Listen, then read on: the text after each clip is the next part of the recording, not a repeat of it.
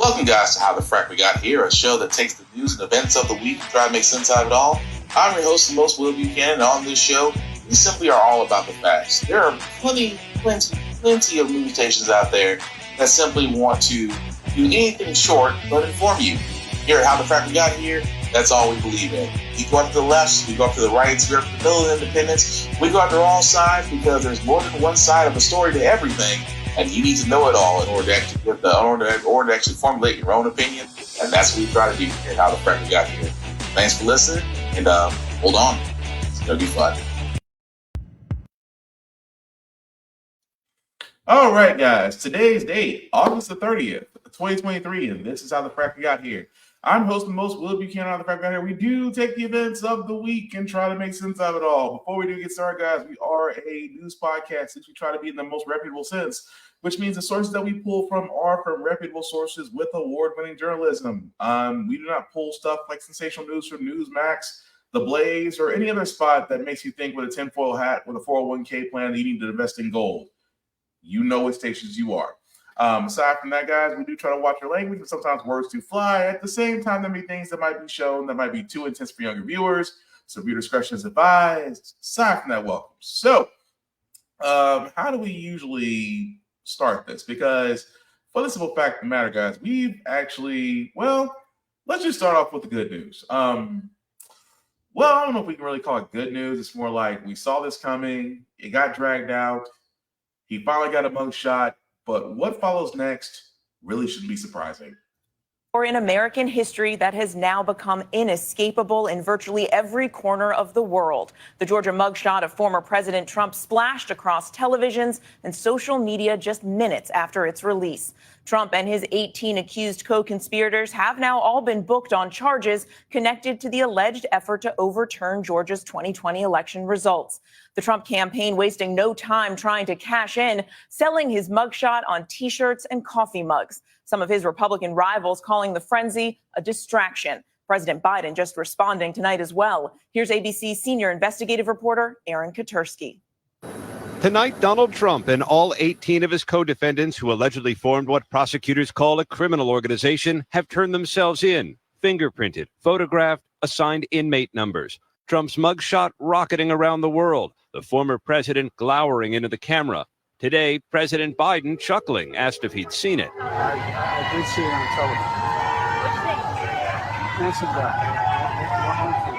Among the last to surrender in Georgia, former Assistant Attorney General Jeffrey Clark. Prosecutors say he wanted to send an official letter falsely claiming the Justice Department had identified significant concerns that may have impacted the outcome of the election in multiple states. Did you discuss this draft letter to Georgia officials with the President of the United States?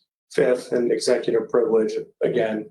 Trump calling the whole thing sad. What has taken place here is a travesty of justice. We did nothing wrong. I did nothing wrong. But Trump's campaign started fundraising off his mugshot less than an hour after it was released. His Republican rivals now desperate to talk about anything else. If the election ends up being about what happened in the past, if it ends up being about, personalities and other things like that, well, then Biden is going to be able to sit in his basement again, not have to justify his record. It's a tremendous distraction from what the average person and the average household is facing. It was all good. But Tim Scott and Ron DeSantis say if Trump's the nominee, they'll support him, even if he's convicted. Today, Scott was called out by a voter in New Hampshire. You don't stand up to Trump. How are you going to stand up to the president of Russia and China? The senator tried to push back, but that voter was unconvinced. Trump's rivals unable to escape him out there on the trail. Aaron Katersky joins us now from Atlanta. And Aaron, there's this big day coming up in court on Monday. Former White House Chief of Staff Mark Meadows is asking the judge to transfer his case to federal court. Meadows is one of several defendants to make this request. So what can we expect in this first hearing? Mary, Meadows plans to argue that he was only doing his job as Trump's White House chief of staff. He believes he can get a better shake in federal court. The district attorney, Fonnie Willis, intends to call witnesses, including Georgia's Secretary of State, Brad Raffensperger, who, as you know, was the recipient of Trump's browbeating phone call in 2020. So this will be our first peek at some of the evidence she has amassed. Mary? Aaron Katersky. So what's really interesting Wherever about you are, this is what fact of the matter, guys. What's really interesting about all this is that Trump's mugshot, the mugshot seen around the world. And of course, because he believes he's done nothing wrong, his campaign is already out there doing the usual grift. Please donate. But think about that. Since that mugshot, $9 million sent to him. And I'm just thinking to myself, number one, who are these people that keep sending him money? I mean, I don't know what Trump has. I don't know what he has. It's what je ne sais quoi, whatever you want to call it. But for some odd reason, this man can convince people to give money to him and say, "Oh, it's a hoax, it's a sham." No, they gotta have. I mean, if it's a federal case, in this case, not a federal but a state's case, but at the same time, a state wouldn't bring up something unless they have very compelling evidence of that says otherwise. I didn't try to throw the election. You literally called them and said fine votes. Again, anybody else would have been buried under the jail without no possibility of parole. But because it's Trump, it's fake news. It's fake news. It's fake news. And he's even now, even his former chief of staff, who I think is flipped, because if he does get his federal case, he has given up something. But as you can see, all his co-conspirators, including a priest, have all been arrested and fingerprinted. So the case that's going to happen is going to be very interesting. But at the same time, Trump can sit there and say all he wants to that he's innocent. However, the mountain ever growing, at this point, it might as well be a forest range of evidence against him, again, says otherwise. But, you know, usually this times I try not to go over to the other side being the dark place. I like to call it Fox News. But I was curious. What would Fox News say in the event of literally their golden calf finally being put on the skewer? And I just wonder, because Fox News is supposed to be fair and balanced. I keep on saying that as a joke, because Fox News isn't a real news station. It's been proven in court. They are an entertainment network trying to prove that they're a news station and don't have one reputable journalist among them. Even their newest douchebag that replaced Tucker Carlson, Jesse Waters, tries his hardest to paint Trump in a light.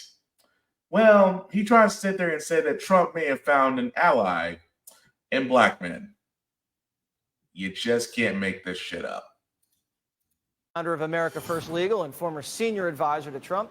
And Kira Davis is host of the Just Listen to Yourself podcast. Kira, what do you think the impact of the mugshot is going to be? Okay, Jesse, I gotta be totally honest with you. When I first saw the mugshot, and there were a lot of people who were like, yeah, this is badass. And I'm like, oh, I don't think black people are glorifying this. And then I thought, well, it is kind of badass. So I called a couple of black men I knew and asked them, and they basically said the same thing. And then I called my husband and I was like, what do you think about it? He was like, I think he looks defiant. And I realized, yeah, a lot of people are responding really well to this. And absolutely a lot of black men are like, you know, this feels countercultural. You know, we're always fighting the system, and here is the system coming for another person. I love that clip of the Martha Stewart comparison. So I know this is serious. This is a very serious thing that's happening to the former president. But I do think that it's resonating among some people, particularly black men. I'll tell you where it's not resonating: with black women. I went onto social media today and I just took the temperature of what was going on between men and women. And by far, the women were disgusted by Trump and cheering the mugshot. And the men were also cheering the mugshot, but they were saying, well, we're going to vote for him. So along those lines, they are split by gender in the black community, as far as I can tell. And we're in for an interesting ride. Yeah, we sure are. That is interesting analysis. Stephen Miller, what was the first thing that you felt? Because this is all about emotion when you first laid your eyes on it. Yes. Well, you're right. It is all about emotion. I'm going to get a little poetical with you tonight, if I may. They say that the eyes are the window into the human soul. That blazing set of eyes that we saw in that photograph revealed a soul that is literally burning with a righteous flame on behalf of 300 million Americans. That is one of the most powerful images that I have ever seen. Yes, through the injustice, through the autocracy, through the crushing heel of the government, the oppression of the Democratic Party, one man and his two eyes looked straight into the hearts of the American people and said, I will not give up. I will not back down. I will not surrender. I will see this through no matter how it ends. They will not break me. That's what that photograph said. And those of us who have believed and who have hoped that there would be a real man, a true man someday who would vindicate our rights. We don't know how this battle ends, but we know that we will be riding in this battle, in this struggle to save democracy with a real man, Jesse. The poet, Stephen Miller. I did not see that coming on a Friday night, but that was very, very powerful. So, Kira, explain to me why black women see this one way and black men see it the other. Ooh, that's a rough question. I think that would take a lot more time to analyze than we have. Do it in 30 seconds. Look, I think a lot of it boils down to a lot of who thinks should be taking care of them. I think a lot of black women feel like the government should be taking care of them. And a lot of black men, this is why it's not that shocking when people like Ice Cube come out for guys like Trump. These guys have scraped their way out of the hood, out of poverty. They're capitalists, and that's what they appreciate. If anything comes from this, Jesse, I think this is what we need to come to when we look at the effect it's having in pop culture, particularly among black men. That where Republicans need to be going is the inner city to campaign, because people are interested in this message, and this mugshot and the whole Trump saga is speaking to them. So Republicans would be fools not to take advantage of this time and to go in and start messaging in those communities. Real quick, Stephen, I'll give you maybe 20 seconds. Well, on a lighter note, let me make this point. Have you ever tried to take a driver's license photo, a passport photo, any government photo? How the hell did Trump do this? I mean, those of us who've taken any government-issued ID in their entire lives have never had a photo that was even close to good, let alone our best moment. How does the man take the literal best photo of his life in a freaking booking shot in a Georgia Fulton County jail? This could be his single most impressive feat of all, Jesse. Miller, I've already booked the Fulton County jail photographer to do my Christmas card. That's how good he is. Yeah. So, yeah, I apologize. I mean, I was expecting a lot from Fox News. I really wasn't. I was expecting a lot from Jesse Waters. Like I said, he's the newest douchebag because Carlson got put out. And again, how they treated this jokingly. However, to a certain extent, Kira Davis is the one that worries me, because Fox News does this, and I've said all the time, and I say this to all who are black conservatives. Some of y'all are chasing the paycheck. Some of y'all truly believe that you're conservatives, and true believers, there's no convincing them otherwise. But a lot of y'all are in for the check. I mean, Candace Owens, Jesse Peterson, the Confederate twins, that's just a handful of people who are all in it for the check. Don't believe in half the stuff they say, but they'll say stuff to make racist white folks feel comfortable, and those are the same people that'll give them money. What am I getting at here? That what has Fox News decided to do? Had to turn around and say, well, we brought on Stephen Myers, former advisor to Trump, and somehow not arrested yet. Somehow, out of everybody in his camp, that creepy douchebag has yet to be arrested. I say yet. Who paints Trump as the third coming of the Messiah, and trying to sit there and say, well, Mr. Trump, who tries to look menacing in every photo, may have gained the attention of black men. Speaking as a black man and a black man delegation, a mugshot has never fucking impressed us. I'm just saying.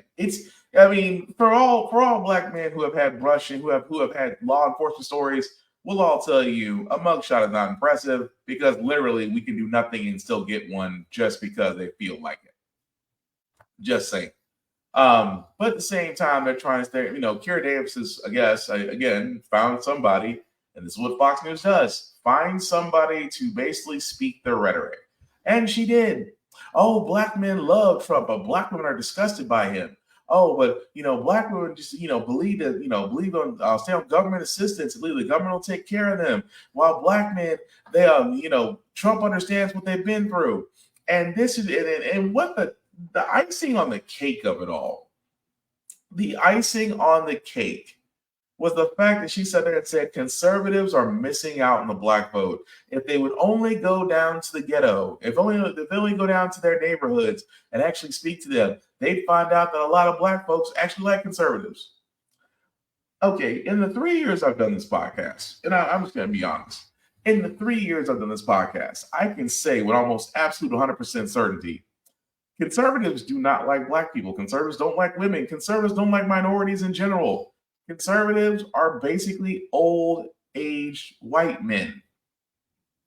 If you don't believe me, look what they've done. They've single-handedly got Roe versus Wade overturned. That goes against women. They eliminated affirmative action in colleges, which a lot of people don't believe it doesn't affect them, but it really does. It trickles down to companies. Again, affects minorities. But what have they done for white people? Managed to keep them out of almost anything detrimental without them being called terrorists. That's all I'm saying. And now with Trump's mugshot being out there and his court case being arranged, and now they're sitting there saying, well, he's defiant, he's this, he's that. No, Trump is a con man who off one mugshot alone has proven that some of America's people that have money are idiots, giving nearly $9 million in donations to keep this man flush because he'll need that money with all the lawsuits and court cases and his army of lawyers. That $9 million may sound all nice, but that will evaporate come the billable hours. But it bothers me that again, they always try to say conservatives should lead to minorities. Conservatives never liked minorities, not in this day and age. And even more so, this also bothers me when I see shit like this. I'm here to support President Trump.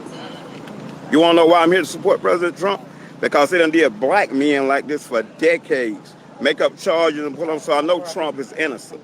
I support Trump against this corrupt, two-tiered justice system. That's why I'm here to show my support as a black man for Trump. And I'm wearing my shirt, Niggas for Trump 2024, and I mean that. What do you think about the indictments? Oh, it's a bunch of bullshit. It's going around the country. Fannie Willis, she went to school with my sister. She full of shit. She was full of shit then. So she's a puppet for the white liberal that is controlling everything. She's in front, but the white liberal back there pulling those strings, telling her what to do. That's what I think about her, making a fool of herself. Do you think it's going to help his election? Of course it is. It's going to elevate him all the way. I think we should make Trump king. That's how I feel. We should make him king. Wouldn't that be kind of like communistic? No, that's nowhere near communist. Now, we're just going to make him king, but we still got our freedoms and rights and everything. He for that. Yeah, Trump for king 2024. That's actually my URL. I own that URL. You own that URL? Can I get your name? Really? Oh, my name is Niggas for Trump 2024. I can't Derek write Gibson, That's my nigga. former candidate. I'm a former candidate for New York State Governor. Derek Gibson, look me up. Nigga, I'm there. I live up to it too, boy. I can scrap too, but I can get down, boy. Not better, I can. I got a proven track record. You want to try me out? Try to take this shirt off. I'll give you some. Need everybody off the roadway. Sir. Let me say something real quick. I'm just letting that just hang up there because that shit's not cute. That shit's not cute. That's not intelligent. That's not attention grabbing. That's not any of the above. If anything, that's a damn shame. Because how? In the entire frack, are you as a black man going to sit there and wear a shirt like that?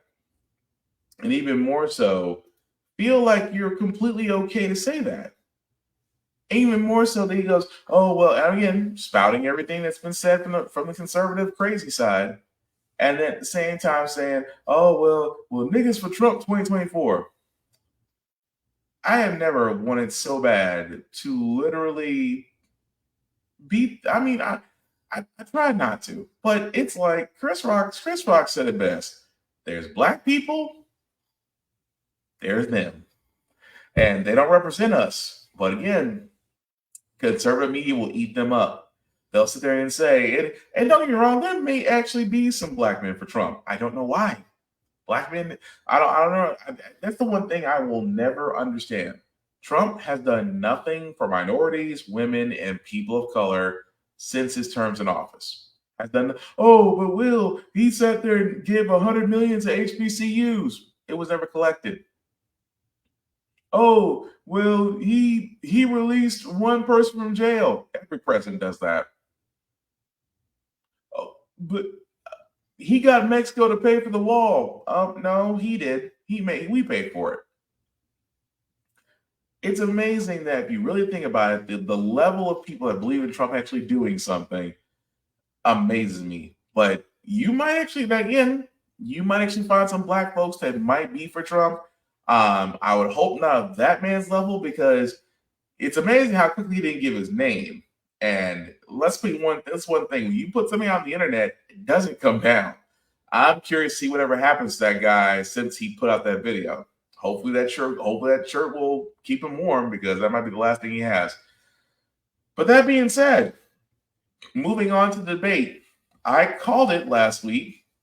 The debate they did have last week, I tried to tell you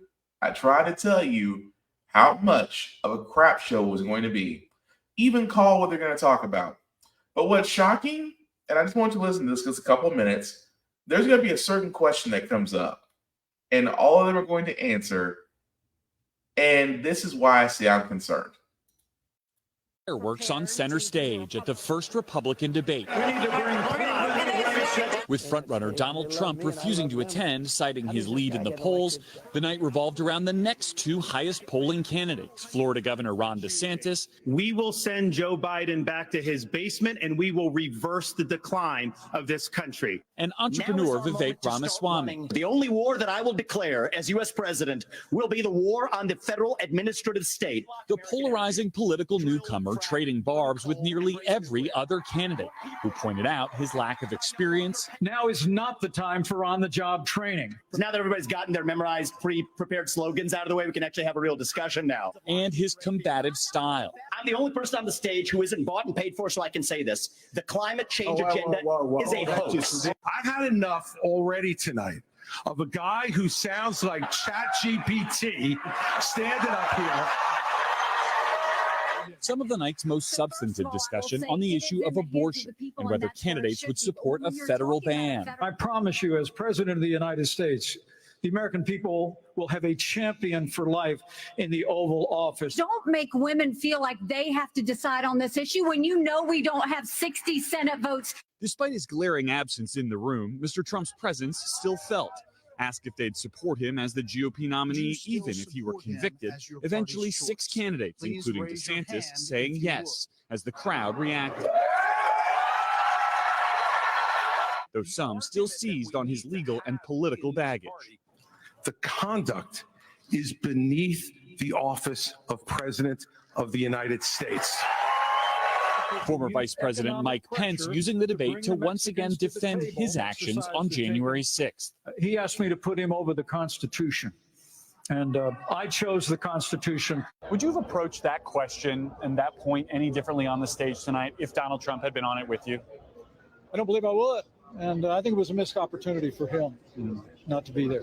My bet is he might be at the next one.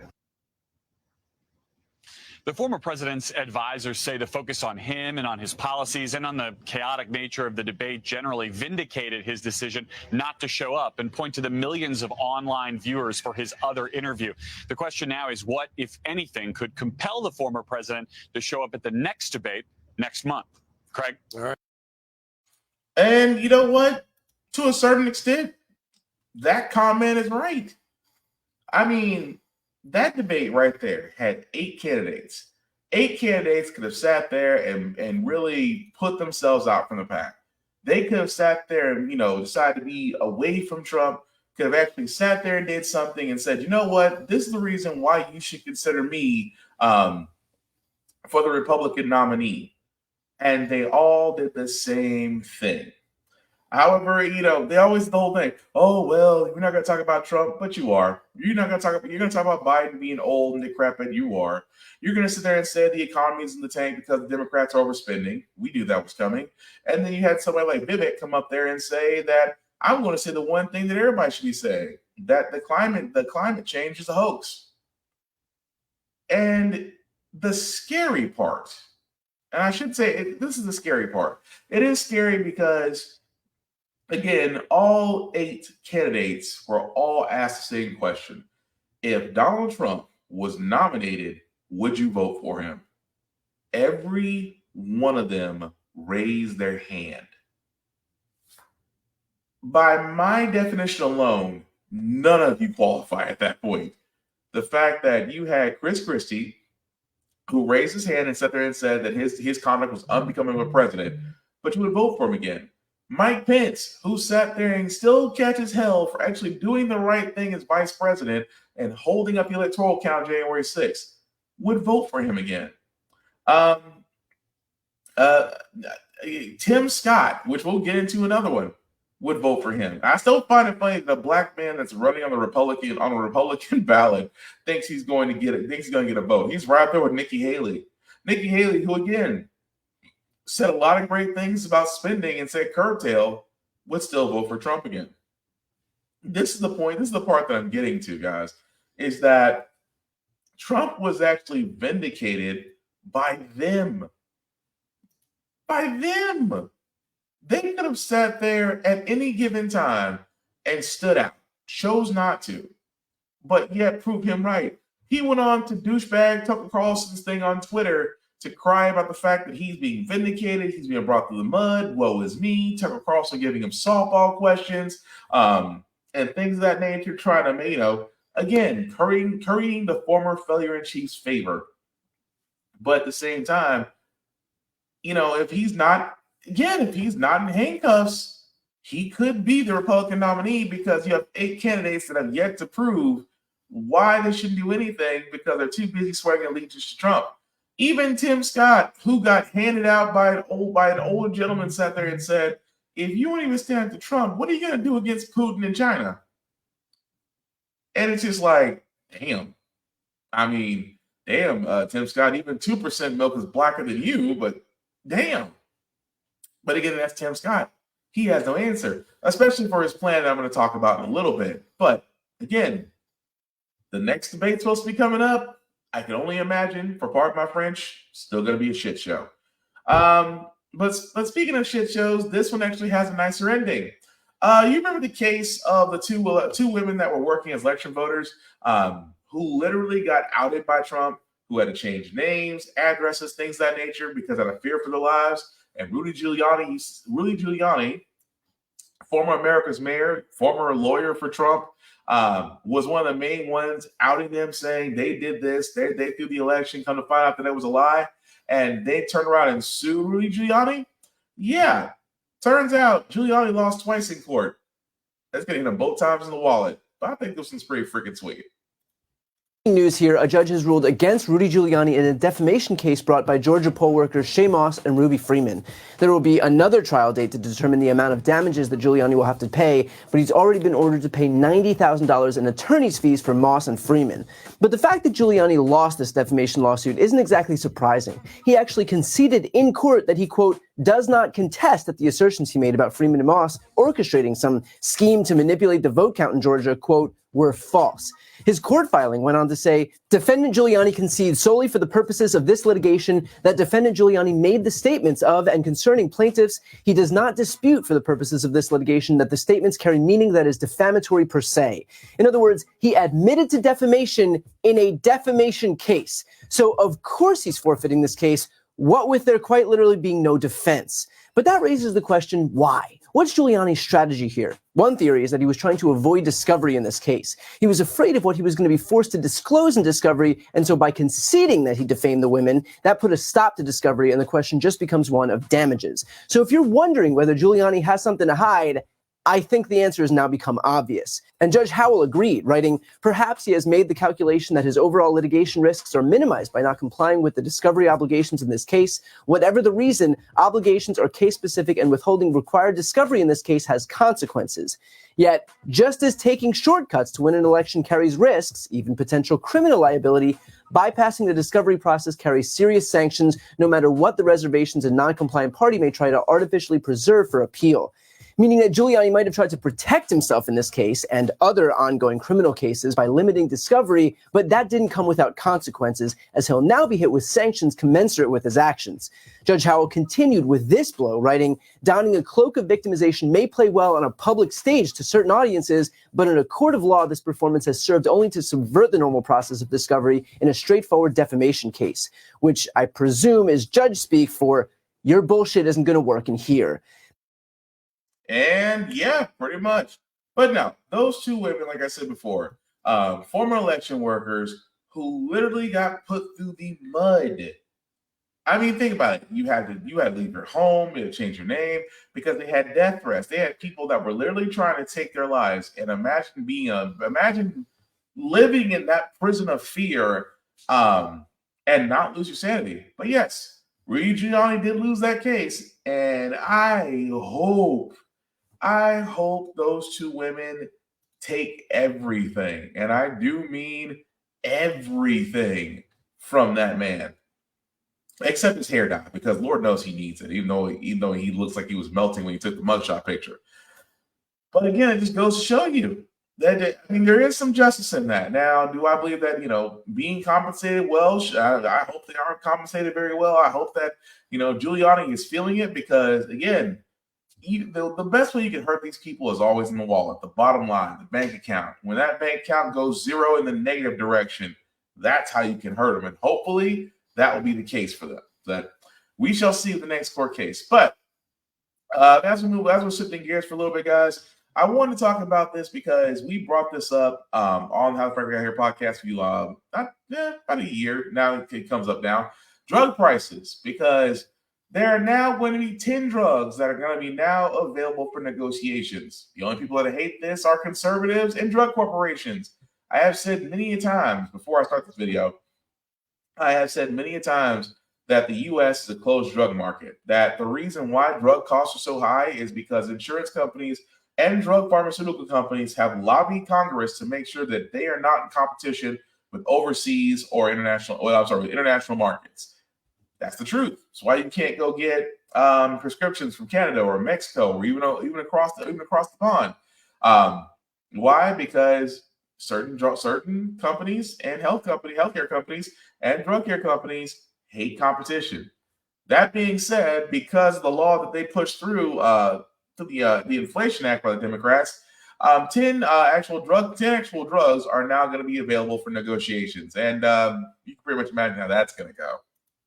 Today that may impact anyone who gets prescription drugs through Medicare. The White House revealing the first 10 medications that under a new law will be subject to deep price cut negotiations with drug companies. Tom Costello explains. The 10 meds are among the most widely prescribed for those on Medicare. As drug company profits have surged, seniors are now averaging $6,500 out-of-pocket expenses and more, forcing many to choose between their meds or groceries. Retired teacher Robin Gilden has already spent $4,500 this year on 8 prescriptions, including Jardiance for diabetes. I have to get these drugs. I have to get them to stay healthy. I just close my eyes and I pick them up. Jardiance on the list for price cut negotiations, along with Januvia, Theosp, and Novolog for diabetes, Eliquis and Xarelto, both blood thinners, Enbrel for arthritis, Imbruvica for blood cancer, Farxiga for diabetes, heart failure, and kidney disease, and Tresto for heart failure, Stelara for psoriasis and Crohn's disease. Today is the start of a new deal for patients where Big Pharma doesn't just get a blank check. In 2003, the Republican Congress banned Medicare from negotiating lower drug prices. The new law empowers Medicare to do just that, negotiate. If drug companies don't participate, they face tax penalties. The pharma industry is suing to block the law, claiming it'll mean less money for new drugs, and politics should not dictate which treatments and cures are worth developing and who should get access to them. But after capping insulin at $35, polls show broad support for more price caps. This is fundamentally about putting prescriptions back in the reach of people by making them more affordable. Pending legal challenges, the new prices on these 10 meds should take effect in 2026. Then more drug price cuts in 27, 28, 6.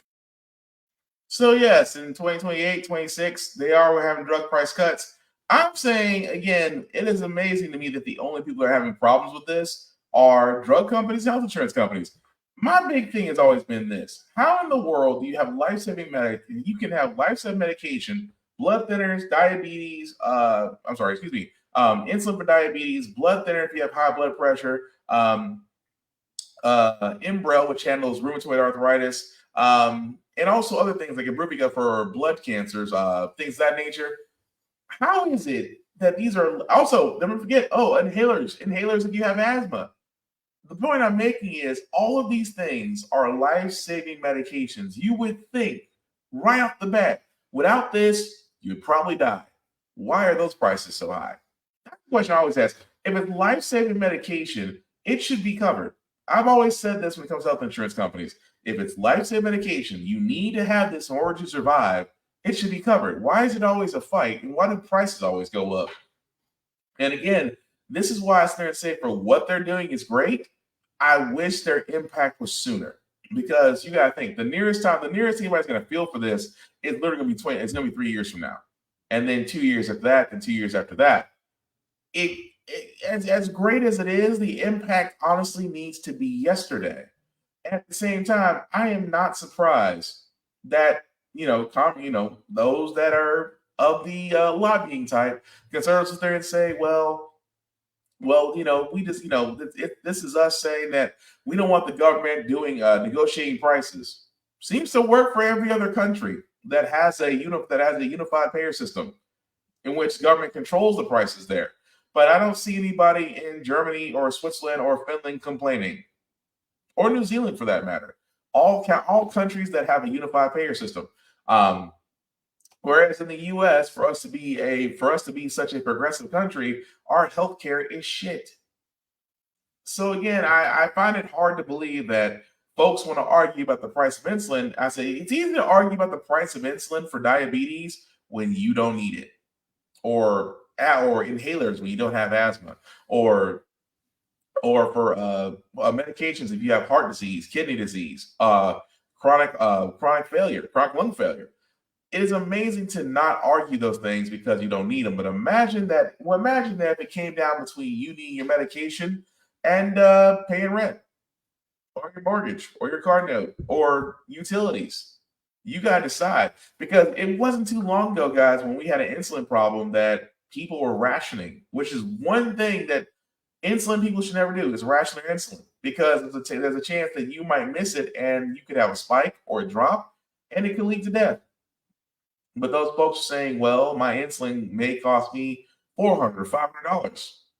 At the same time, what can they do in that situation? Let's not also forget the voting aspect. There's going to be a lot of people that are on Medicare and Medicaid that depends on those price cuts in order to get their medications. They're also voters. I point this out all the time.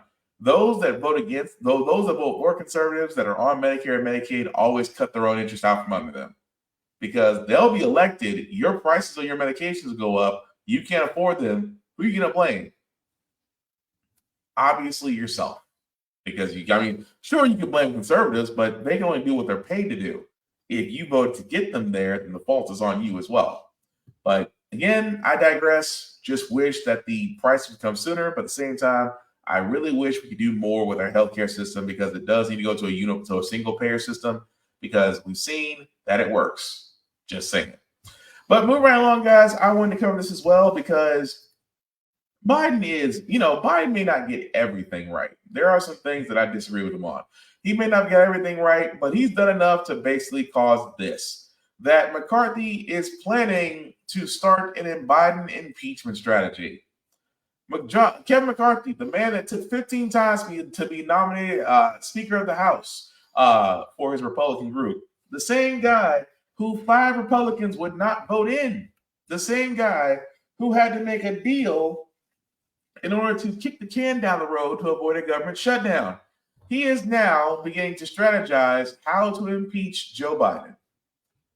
You know, this is why I sit there and say the entire time about those that kept on saying, "Well, I voted for Kevin McCarthy and the Republicans because I want them to impeach." Crazy ass Marjorie Taylor Greene has been trying to impeach Joe Biden only because he's done nothing wrong, but he has shone a light where the cockroaches are. And it's amazing to me that now McCarthy, because he's trying to bend to the will of those like Matt Gaetz and Laura Boebert and those other crazy people on the Hill, he's trying to basically bend to their will and say, well, we need to impeach Biden. Here's the problem. Even if he moved forward, he doesn't have the 218 votes to do it. So imagine that you're trying to launch an inquiry into an impeachment, but everybody's looking at you like, not to sound like Hamilton, you don't have the votes. You don't have the votes. I'm sorry, my voice kind of went on that one, but it's still true. Even in the House, they don't have the 218 votes to actually move forward with an impeachment. They can talk about it all they want to, but they don't have a path forward. Even more so, this goes to show you, like I said, Republicans have been in office. They've been in office since the beginning of the year. What have they done? And I ask conservatives this all the time. You may not like Democrats because of all the things they try to push through, but ask yourself one question. What have Republicans done since they've taken office that has actually benefited the American people? I guarantee you will find none. They've helped repeal things. They've helped push things through, but they have done nothing to help the American people except inquiries into useless people and even overstepping some bounds. I'm talking about Jim Jordan trying to go after the Georgia DA prosecutor, realizing that I want to launch an inquiry into her because she's after Trump. Newsflash, genius, you don't have the ability to do it, which again, it's a felony. But speaking of things that are idiotic and things of that nature, Tim Scott, let me get to that, Uncle Tom. Again, the second black man in an all nearly white party that is now the Conservative Party. Again, running for president because God only knows why. Good luck trying to get votes. A black man running on the Conservative Party ticket trying to get votes. Good luck. That being said, guys, I want to cover this because Mr. Tim Scott himself has decided that he is unrolling his 12-point plan. A 12-point plan that he calls that will go after teachers, unions, big tech, and Joe Biden. His plan, it says, outlines proposals to give parents more control of their children's education, reduce the impact of social media and large technology companies on children, and create a family-first culture by reducing accommodations for transgender people and protecting crisis pregnancy centers that provide information about adoption to pregnant mothers in an effort to reduce abortions. He will also go after teachers, unions, and enact school choice, allowing parents to use public school funds to pay for their children to be educated in private schools, charter schools, or to be homeschooled. Yes, you heard the last part. Public funds to pay for kids to go to private schools, charter schools, or be homeschooled. He also pledges to replace indoctrination with education and ban critical race theory from school curricula while giving every family the right to opt out of propaganda that attacks their values and religious liberties. I mean, if that ain't the biggest crock of shit. I mean, let's just start with the beginning. This is already, it's amazing. His plan is everything that's already happened up until this point in 2023. Because, guys, you got to remember, February, March, they talked, parents started getting enacted. We don't like what our children are being taught. You're teaching critical race theory for the almost 2.5 billionth time. There is not a school out there outside of a law school that is teaching CRT. I mean, I don't know how else I can say that. CRT is not being taught anywhere. There's no emphasis on it. There's nothing leading to it. It's not it's not being taught. It is a lawyer class So unless your child is highly intelligently gifted and has somehow breezed through grade school and found themselves in a law school, would be the only place they would hear it. But if you ask conservatives, CRT is being taught everywhere because they label CRT with the fact that CRT makes white people feel bad about their ancestors. It doesn't. I mean, here's the thing. If you learn about history, you are not doomed to repeat it. I say it all the time at the end of my show. Those who learn from history are those who do not learn from history are doomed to repeat it. We shouldn't be surprised that folks, and again, it's been said before, most folks who grew up during racist times don't want their grandchildren to find out that they were racist. And Tim Scott being a black man, I still find it funny because he tries to do all the checks and balances. I grew up poor. I grew up in a family in a one shack room where you had to go outside and use the bathroom. I had to scrape my way to get to where I am, and I'm very proud of it. I didn't get a handout. I pulled myself up from my bootstraps, and that's how I became a senator, by kissing a conservative's ass. That's how you became a senator. That's really what it is. But his whole proposal, I mean, let's forget the fact that he wants to ban CRT. That's the other part you should be worried about, that he wants to use public funds to give parents school choice. Let me tell you what's wrong with school choice. And I say this all the time. And me coming from a conservative state such as Tennessee, which is another story I'll get to momentarily. But they try to do school choice here. And a lot of people don't understand. It sounds all great. Oh, you can send your child to any school that you think will be best for them.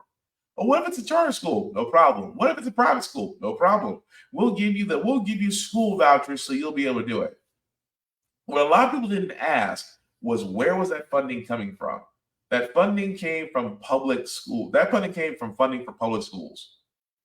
That's been the problem. Now, if they found some other way or pulled money from some other thing that was useless and was basically getting paid for nothing, go for it.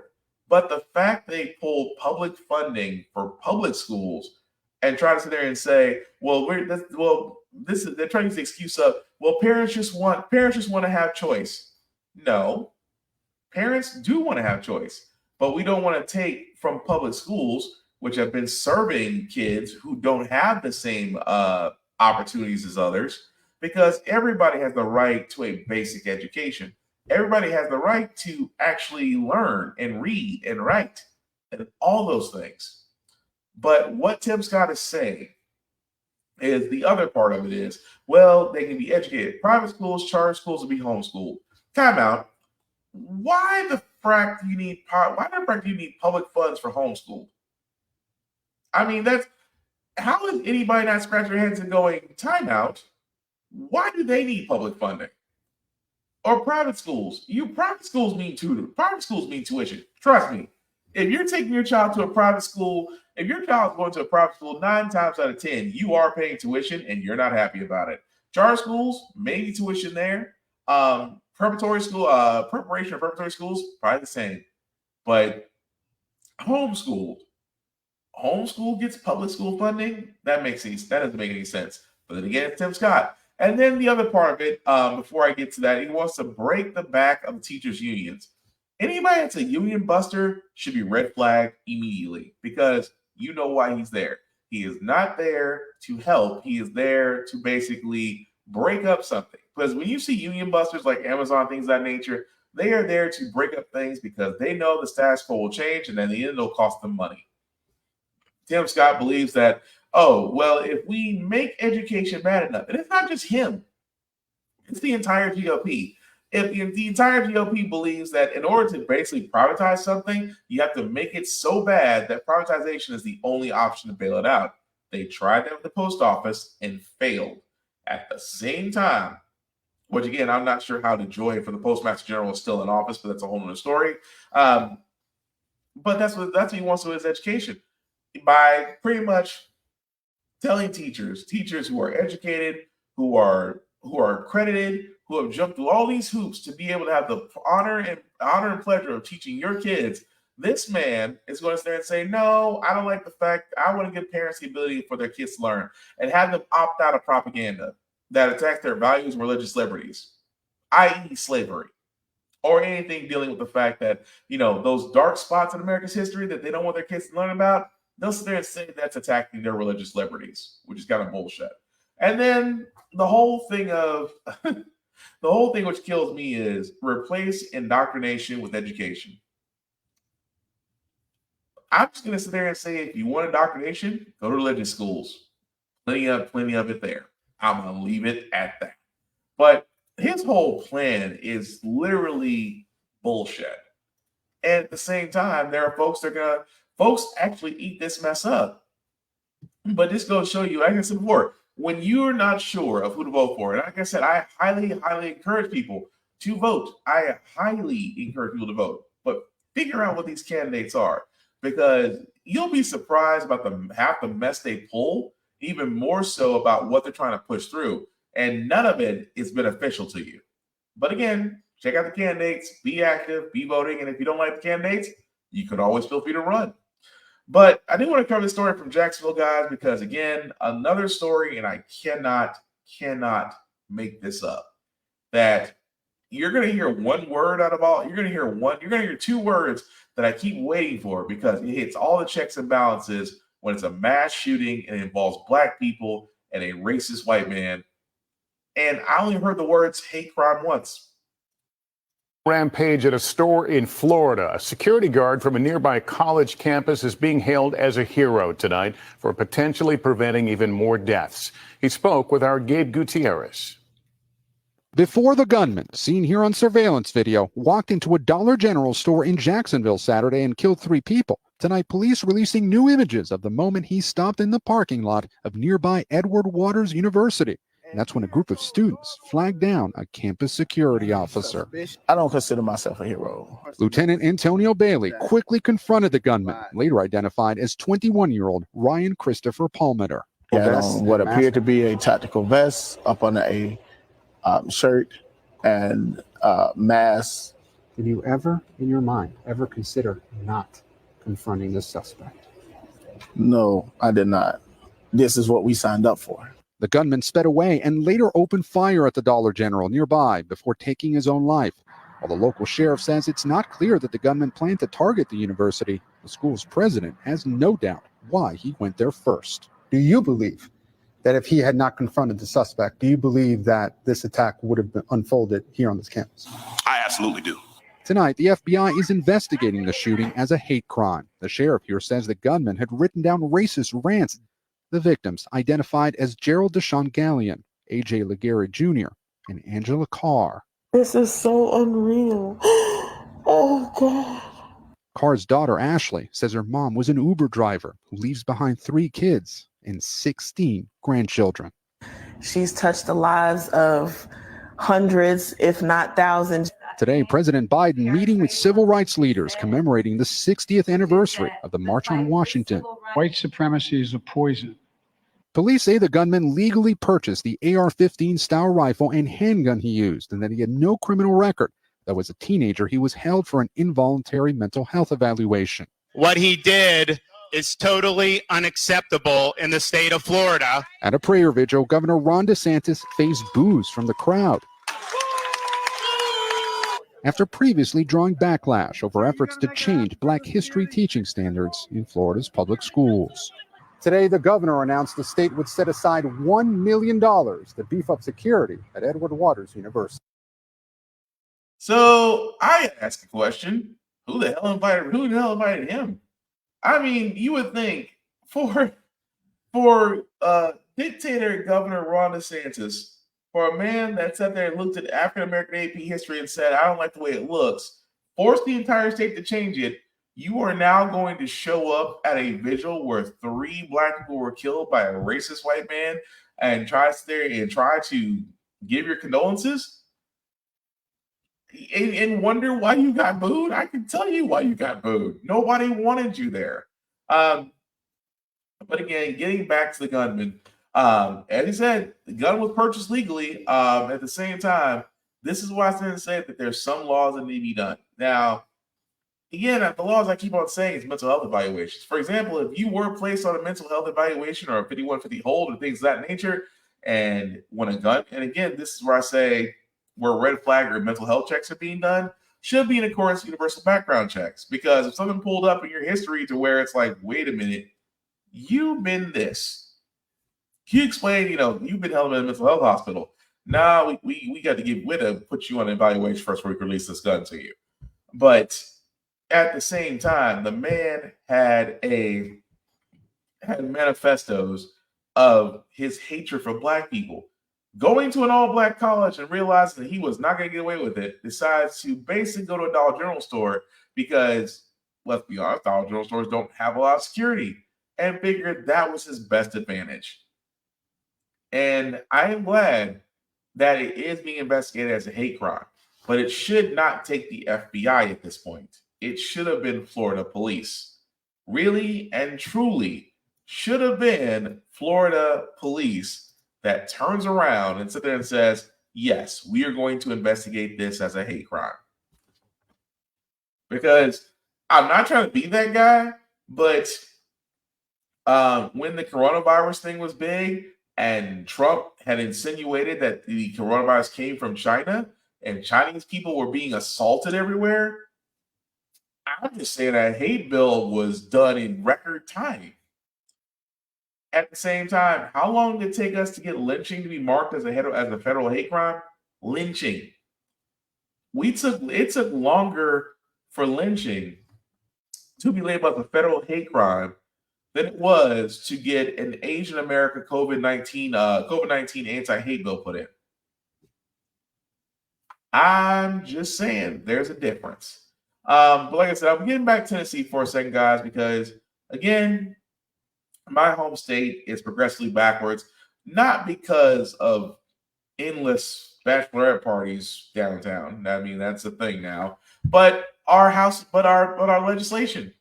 Meanwhile, House Speaker Sexton has decided that, well, he's going to act like Governor DeSantis in a way, but he only does it toward black folks, which tells me he's a bit racist.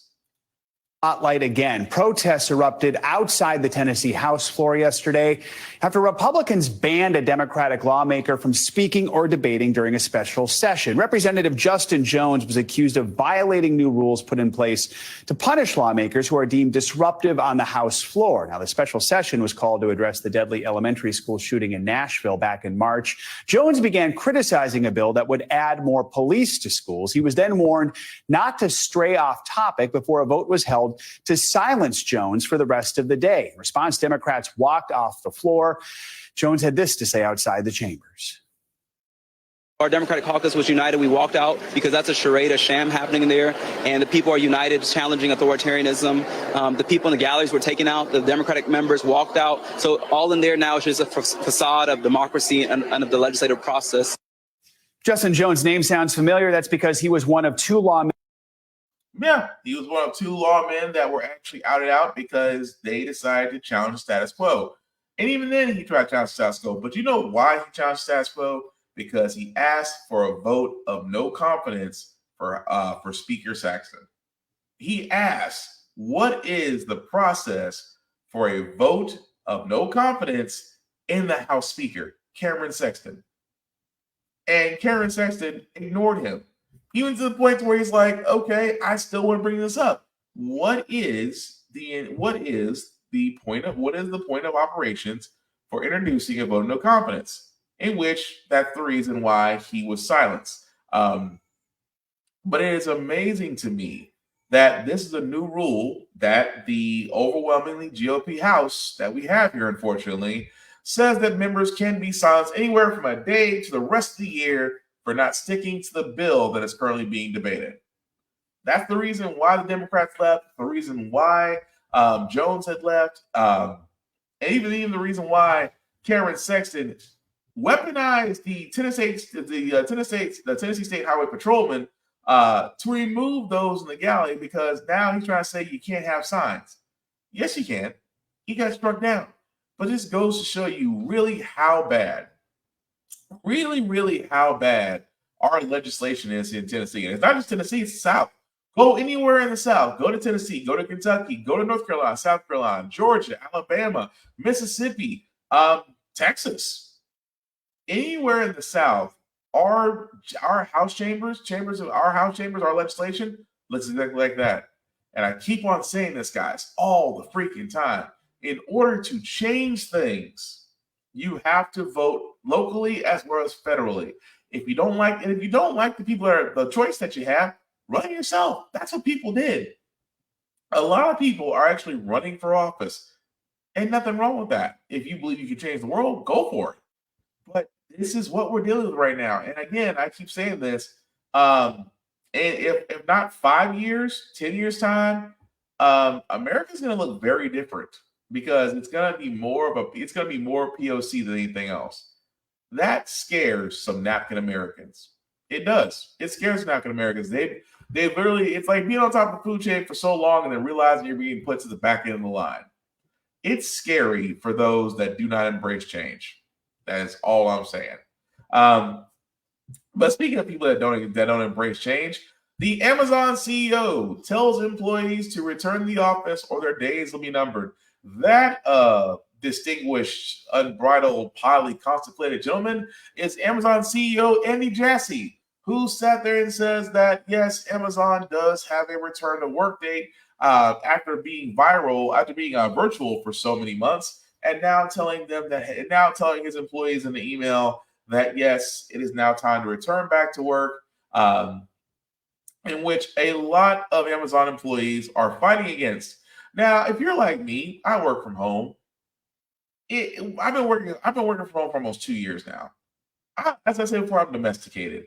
I don't know if I can go back in an office. I don't know if I can even go back to commuting, getting up, getting in the car, fighting traffic just to get to the workplace, just to sit there and stare at some walls for 8 hours, then turn around, get back into the car, drive back home, fighting traffic possibly, maybe having to go into the grocery store getting something to eat, and then finally going home and resting. When, working, being remote, you wake up, you can get breakfast in your own house, you can go to your office, you can sit down, or you can go wherever you got your stuff at, sit down and work and be relaxed. A lot of you like myself have found that out. Working from home is freaking relaxing because you know why? You can relax in your place. There's nobody around here. Dress code is, well, questionable, but hey, as long as nobody's seeing you naked, that's the big thing. But people have de-stress working from home. They love being around their kids or loved ones at home. They've been able to make certain errands that used to be a little bit of a challenge, now a little bit easier because you're at home. And you have pendejos like this that are going to sit there and say, oh, well, we have a return to work date, and if you don't come back, and if you don't report back, you may not have a job. In my opinion, these are people, and I say this all the time. These are individuals that have, corporations, but individuals. These corporations have bought out buildings. I can tell you off the bat, the company I used to work for did the same thing. They bought out buildings, and then when the coronavirus hit, they turned around and said, okay, everybody's got to work remotely from home, except certain help desk support, i.e., yours truly included. So as we're getting people home, it's like we're sitting, and I said, this is, again, a short story. As people got to work from home, managers first, because priorities, I guess. The last group of people, those working help desk, still had to come in the office to service empty buildings. Nobody else was in those buildings but us and security. But everybody else working from home. Until it finally got to the point where it's like, okay, you guys can work from home too because there's no reason for y'all to be there. Being told from management who's working from home. Now, again, for most companies, they've learned to adapt. They've sat there and said, well, we don't really need a building. Everything can be done from home. We can work via the internet. We can work via the cloud. We don't need a building. Let it go. Save some money on the back end for us. Some companies have adapted to a remote-only environment, while some companies, i.e. Amazon, have sat there and said, no, we want you back in the office. It's not even productive reasons. I have sat there and said this, and I've yet to get a contradiction to this. If your job can be done from home, what's the whole point of coming into an office? I mean, let's be honest. It's people, 9 times out of 10, if you're like me, people you don't want to see. I'm not a morning person anyway, so I'm, keep silent to myself till the caffeine kicks in. You're staring at a wall. You're just trying to keep sane. But again, your work can be done from home just as easy. There's nothing that has to be done in the office that you can't do from home, unless you're working in a specialized area, I guess, or working on equipment that just can't be sent from home. That's the only thing I can think of. But for Amazon to sit there and push this forward, I see another strike coming in their future, and I'm just not surprised about it. But speaking of things I'm not surprised about, Biden administration always impresses me sometimes when you think they're going to do something, but then they turn around and then just surprise you about the direction they go. Because the reason why, we know there's a housing crisis. We just talked about last week that mortgage rates is high, rent is extremely high, getting a home is damn near impossible. So the Biden administration has decided to do something about that. I know you'll understand why I had that look momentarily. Is set to announce his administration's new plan to tackle so-called junk fees related to certain housing rentals. The White House is taking aim at fees on popular websites like Zillow and Apartments.com. ABC News White House correspondent Mary Alice Parks joins me now with more on that. So, Mary Alice, what's the plan here? What rental groups is the president working with? And what are these fees that he's targeting? Yeah, Dan, this is really interesting. It's a part of the president's announcement today. He's going to hold an event here at the White House in just a little bit. He has 3 big companies who he says are willing to play ball and that he's working with. You mentioned 2 of them there, Zillow, Apartments.com, and also AffordableHousing.com. The White House is saying that all 3 of these websites are going to change how they present rental fees and rental costs to consumers, to shoppers on their websites. That they're going to now develop tools where renters, potential renters, can see the whole cost, can see things like security deposits or hidden fees that might be required, as well as sort of the total rental cost. The White House admitting that they're not necessarily getting fees to go away or reducing costs, but they think that this level of transparency will really help families. In the last few years, we've seen the rental market just ebb and flow. During COVID, some rental prices really went down, but those sort of decreases have really been made up for. Now we're seeing rental prices skyrocket again. On average, across the country, American families that are renting are still paying about 1/3 of their gross income on rent. And in big cities, we know, like Los Angeles, San Francisco, New York, that number can be as much as 50% or even more. The White House knows that they really need to help renters right now who are struggling with housing costs. So, Mary Alice, you're saying this won't necessarily get rid of the fees. So how will this help renters? I think that it's going to provide a level of transparency. We know that AffordableHousing.com is going to, for example, have a badge listed where owners that have in the past tried to really limit fees and tried to limit costs are going to be sort of starred as trusted owners. That'll help buyers sort of look out for those good owners and really help people make their own budgets. That's what the administration has been trying to do with all of these plans. They've been looking at things like fees for movie concerts, things for airline tickets, healthcare plans. They want people to feel like they're in control of their own family budgets, that they aren't surprised later, that there isn't sticker shock later. They know what they're signing up for. And the White House is saying that every little bit counts. If they can help families avoid 1 or 2 little fees, it can just be that little buffer at the end of the month that really helps a family. All right, Mary Alice Parks. Wherever you are, hunker. All I can say, like I said before, like I said, guys, it is amazing to me that what they believe is going to work, when you say it out loud, it equals up to nothing. Well, we want to go after junk fees. Cool. So you're going to go after application fees, credit check fees. Are you going after all those things when you're applying for an apartment, or you're going for a house? You're telling me that you're going to take out those fees? Well, no, we're not going for that. We're going after, your Zillows, your Airbnbs. We're going to try to take out those junk fees. I mean, if you're going to be honest here, if you ever did an apartment, I mean, it's crazy because most apartments these days will, you're charged off the bat for an application fee. That means they got to pay somebody who's already on their payroll to go over your application, process it, and then see whether or not that they will approve you. That's what the application is fees for.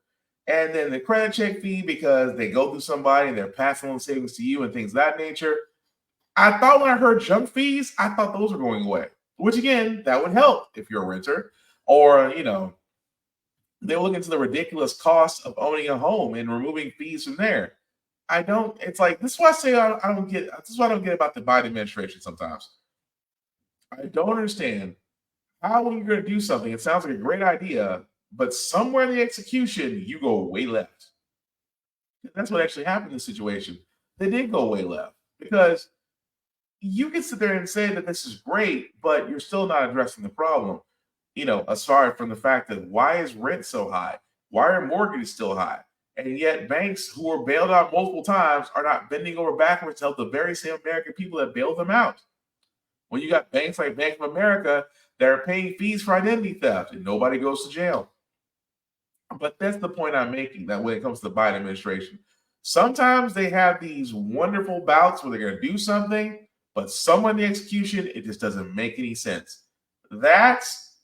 It's good intentions, but it doesn't help the American people that's trying to keep a home over their heads, or they try to keep their money in their pocket, because let's be honest, rent is freaking sky high. You damn near have to have 2 jobs on the OnlyFans page just to keep afloat.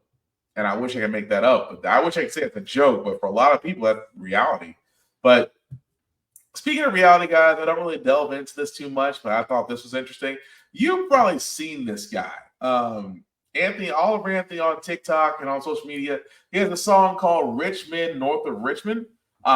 Very actually an interesting song because he does talk about, from the lyrics, again, it's on YouTube if you want to hear it, or TikTok. But his lyrics did strike a heart with a lot of people, from the fact of a blue collar worker that's just simply just trying to make ends meet, but at the same time you're just not getting there.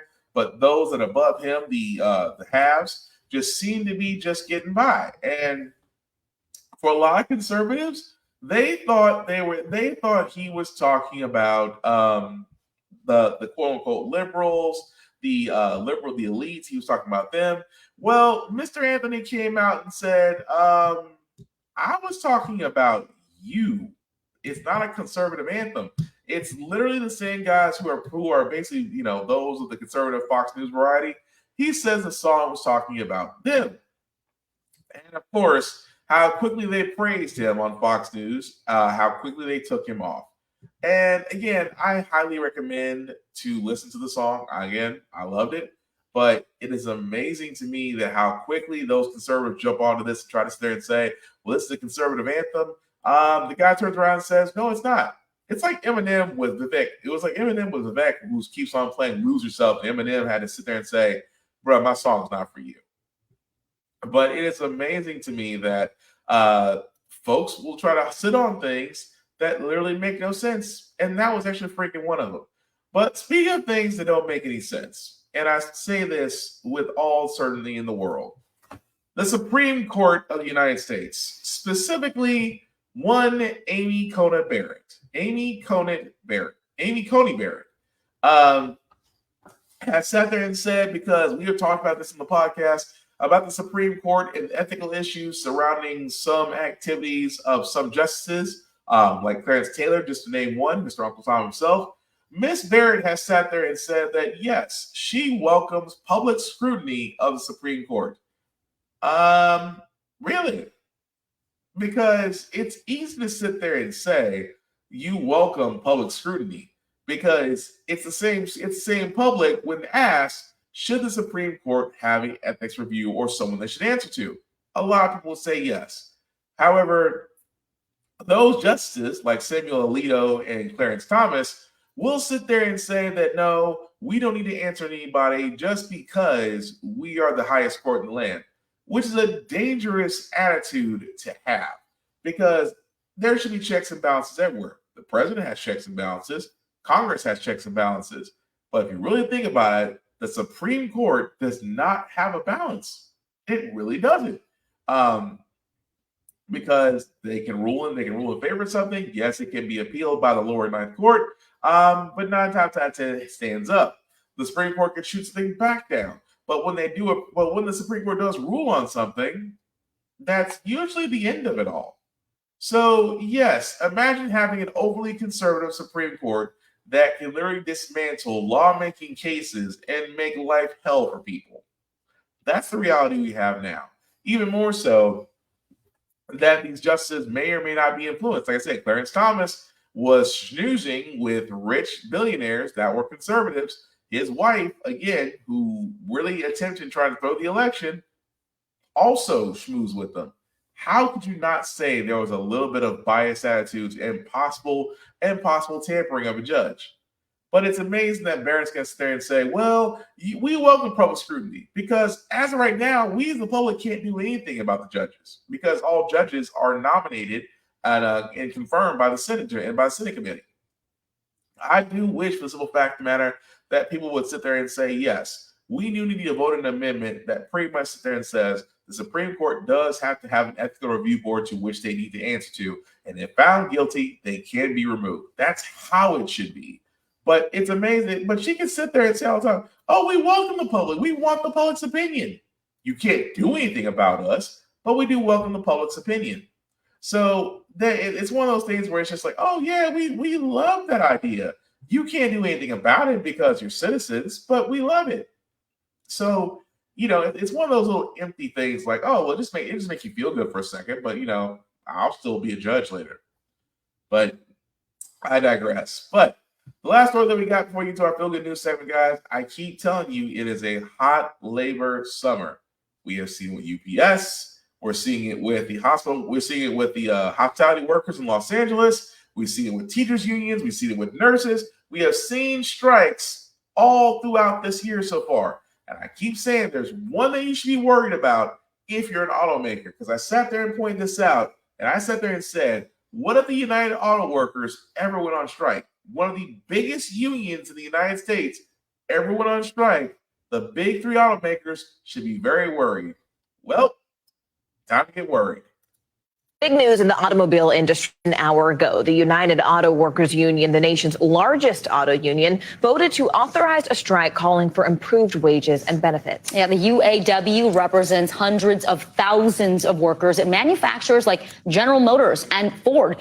This would be the union's first strike since 2019, when 49,000 GM workers walked off the job for 40 days. NBC News correspondent Jesse Kirsch joins us now with the very latest. Hey, Jesse. So what kind of leverage does this vote give the union workers? And what did the president of the union say about the demands and this decision to authorize a strike? Yeah, so to be clear, guys, for people watching at home, there is no strike at this point. What this was about was union members voting to say, yes, we support union leadership saying, let's go on strike if they feel it's necessary. We still have a couple weeks till these contracts run out in mid-September. The message from the president of the United Auto Workers, representing around 150,000 auto workers across the country, is simply put that the car makers are seeing a lot of money coming in, a lot of profits, and it's not winding up in the pockets of workers. So they're looking for a lot of things, among them a nearly 50% wage increase. They want pensions to be coming back, cost of living increases, and they want a shorter work week as well. So these are some of the demands in the list from UAW workers. And again, we're just a couple weeks away before these contracts expire, and we could be seeing a strike in mid-September. But how does that affect just everyday people like you and me, Jesse? I mean, if we're talking 150,000 union members, that's who's part of this potential strike. What would a strike just of that size mean for the economy and, frankly, the auto industry at large? Yeah, and there's always the chance that not all of these workers go on strike. The union could target a specific company, could target a specific plant. So it's not a guarantee that we're looking at 150,000 workers going on strike, even if a strike does wind up happening. Beyond those workers obviously missing out on pay and having to take a cut, and the companies potentially losing money as this all unfolds, the average American out there is not necessarily going to see an economic impact if this wraps up in the shorter term. But if you're looking to buy a new car and you're looking to buy one made by Stellantis, GM, or Ford, and one of those companies gets caught up in a strike, inventories are not high right now. If you've gone to buy a car, you already know you might have had trouble getting the car you want. So if inventories are choked off even more by the fact that there won't be new cars coming off of the line, that could very quickly mean that you're not going to be able to find the car that you want. So you might have to take what's in the dealership. You might look at another dealership. You might look for a used car. You might look at an entirely different brand that is not caught up in this strike. But it's not something that will necessarily lead to a higher cost for a new car, at least in the short term. So that should bring some relief. That's to right. consumers There's some out there. Well, I don't know about bringing relief, just because the fact of the matter is, yeah, of course, as he said, it's not on strike right now. 2 weeks from now might be a whole different story. But again, when you have the UAW, like I said, one of the largest unions out there that are now threatening to strike, and it's always been the same. See, the crazy thing is, it's always been the same things. It has always been more pay, more benefits, and if you work in the factory, yeah, reduce work. We do, reduce work weeks. You should, but it amazes me that all these strikes can be simply solved by giving the people what they want. Because at the end of the day, you're still going to give them what they want. Look at UPS. UPS was threatening to stop all operations. One of arguably the largest logistical corporations in the world was about to have everything halted by the end of July. And what they do? Up the pay, give these people air-conditioned trucks, benefits increase, more tuition for part-timers. They could have given all of them this at the beginning and avoided this whole mess. Do you not think for 1 second, if the UAW decides to strike, because again, car shortages are still around. I mean, yeah, car prices are still ridiculously high. I mean, a brand new truck I'm in a brand new semi-customized truck is anywhere between $70,000 to $90,000. Most SUVs are still in the high 50s. Most lower end sedans are still in the high 40s. Used car lots are no different. So yes, if we were to sit there and play the imagine game, what would happen if those workers were on strike? Car production would be halted. Prices of cars would go back up. Used cars would almost get new car prices, and it would be harder to get a car. So we can only imagine what's going to happen the next couple of weeks. Maybe they'll cave in. But I'm just saying the simple fact of the matter, guys, it's a lot easier to stay in a union because, as we've seen so far, unions have a pretty much undefeated streak these days. So almost every strike that ended wound up with its union people getting more, which is why I always sit there and say, join a union, never argue on your own because of strength in numbers. That's all I'm saying. But moving right along, guys, we're going to do our feel-good segment. Because usually how the Frack we got here, we do cover a lot of things that are doom and gloom. Sometimes make you use your faith in humanity. But hey, it's Wednesday. Tomorrow is Friday, which is Thursday. We will leave you guys out with some good vibrations. This story was about a guy to which it started out as an insult. And I do mean it did start out as an insult. A guy working for a fast food company for many years, and they decided for his multiple years of service to give him a movie ticket, a drinking cup, and other trinkets because they didn't give a shit about this man. I know this is supposed to be a feel-good segment, but work with me on this. That's how it started. How it ended, however, changed this man's life, and even now, he's still changing lives. Movie ticket. Thank you very much. Kevin Ford's moment of gratitude was one that changed his life forever. I've worked here for 27 years. I've never missed not one day of work. The fast food worker in Las Vegas, who said he had a perfect attendance record for 27 years, posted a video last May showing off a gift bag he received from his managers. This is very nice.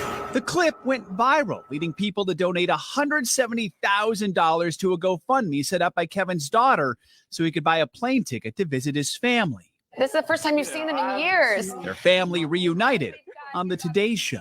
Hey, Javon. Seeing you guys in so long. The incredible generosity of strangers blew Kevin and his family away. I just want to say thank you to everybody. It's just a dream come true. But it didn't end there. The donations kept coming and now total more than $389,000. I feel like the whole world lifted me up, and it's still mind-blowing and still like a dream every day that I hope I never wake up from. A dream which included that long-awaited vacation to see his daughters and grandkids in Texas. When I finally got to hold them and see them, it was like everything to me. Kevin's commitment to his job remains. He has not missed a shift since visiting Studio 1A. I didn't go 27 years without missing a day for nothing. He's also paying it forward. When I'm in a store now, you know, and there's people, especially single mothers or something, I tell them to ring up everybody and I pay for everybody's food. And while all of the love and support has made Kevin feel like he's on top of the world, in September, he actually got to see it when he was gifted a trip to Mount Everest. To be in the presence of such a great mountain, the highest peak, is beyond beautiful, it's beyond amazing. It's something that changes you and makes you, I feel, a better person. One of Kevin's many life-changing experiences in 2022 that all started with a simple thank you. Every day that I wake up, I'm excited. So I'm excited about spreading the love and showing people that that human spirit is still alive and well and that I'm proof of it. For Today, Joe Fryer, NBC News. I mean, if there was ever a brother that was, if you want to look up the definition of gratitude, it is him. And like I said before, it was a story that, you know, a lot of people was like, that's insulting. How dare they? And then at the end of it all, the man is just helping other folks and just still practicing gratitude. You can't write a better story than that. You can't. I mean, the man is grateful and the man is winning in life. More power to him. But that's going to do it for this podcast, guys. Thank you all for watching, for liking, for letting people know it's live. I certainly appreciate that. Some shameless plugging before we get out of here, guys. Shout out to my buddy Vaughn at Big BZA Dot. You can definitely find him, Big BZA Dot on social media. If you need beats, it is the man to ask for. You can definitely check him out, and you can also check out his YouTube station that does have the beats there. And if you're interested in purchasing beats, just let him know at Big Vaughn, Big BZA Dot. Big Vaughn. Big Vaughn sounds like a used car salesman in Texas. But definitely check him out, Big BZA Dot, on all social media. After myself, guys, you can find me, BlackBox447 on all socials. I usually do reviews on everything that I watch, play, read, and sometimes gym stuff because I try to do a couple push-ups. Also, link at the bottom, guys. It's been scrolling right there to make it a little bit bigger for you guys. If you copy and paste that into your browser, we'll take you to my link tree. That's the YouTube and Facebook groups for all of my podcasts. How the Frack got here, get bit, and of course, off on this podcast. Definitely like, share, subscribe, let people know what's going on. And again, I want to know what you guys thought about everything we discussed tonight. I want to keep the conversation open, just keep it clean, keep it informative, because again, we may not all agree to disagree. We may not all agree to disagree, but we can't agree to disagree. That's all I'm asking for. At the same time, guys, it's been a while since I said this, but I guess I have to say it now. For the simple fact of the matter, Big Musty's back, as Tony Baker would say. Coronaviruses, as the cases are going back up. So there may be some areas where you might require a mask, or if you're traveling, you may require a mask. Guys, let's not be difficult. Nobody likes wearing a mask, but everybody wants to be alive. Everybody wants to remain safe. Everybody wants to keep each other safe. So if you're going into an area that does require a mask, please wear a mask. Don't be a dick about it. Just go with the rules, because the only way we're going to get these numbers back down is that we all work together, and that's simply how we're going to get there. That's all I'm asking for.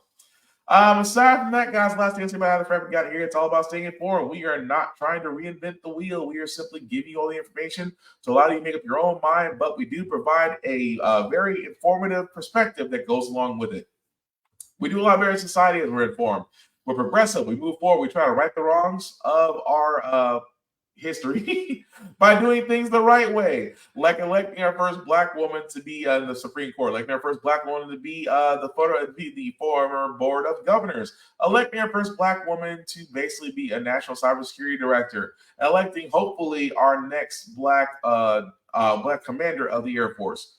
All great things. When we don't learn from history, we don't learn from history, we are doomed to repeat it. That's what we keep asking ourselves. Why does everything go but our paycheck? Why are we electing different politicians still the same old game in Congress? And most importantly, how the Frack got here. Thank you all for watching, guys. Take care of yourselves and each other. We will all get through this. Peace.